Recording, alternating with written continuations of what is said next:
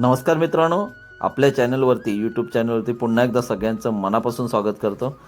चक्क पावसाच्या टायमाला नेमकं काय घेऊन आलेत बघा आणि काय घडणार आहे ते बघा. आता मोठी गंमतच वाटते, कारण का वरती आंब्यावरती कितीतरी हापूस आंब्यावरती आंबे आलेले आहेत आणि हे आंबे काढण्यासाठी बघितलात ना आपण, हातात झेला आणि टोपलं घेऊन आलेले आहेत माणसं.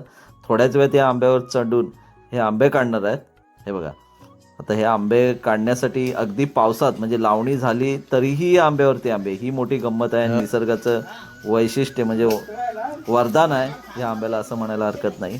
तर आता मित्रांनो, झाडावर चढलेला आहे आपला विजा.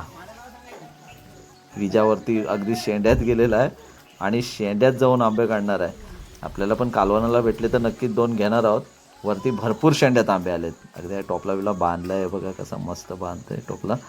आणि टोपला बांधून आता झिलावरती टाकतोय. झिला लावून मग झिल्यामध्ये आंबे खाली काढणार. हे बघा. तर मित्रांनो, पावसाळी वेळेत झाडावर चढणं सोपं काम नाही, हे खूप कठीण काम आहे. कारण पावसाळीच्या वेळेत झाडाला काय शेवाळ बदलेली असते आणि तरी पण हा विजा चढून वरती काय हे आंबे काढतोय बघा. म्हणजे मोठी नवलाईची गोष्ट आहे आणि खूप धीराचं काम आहे.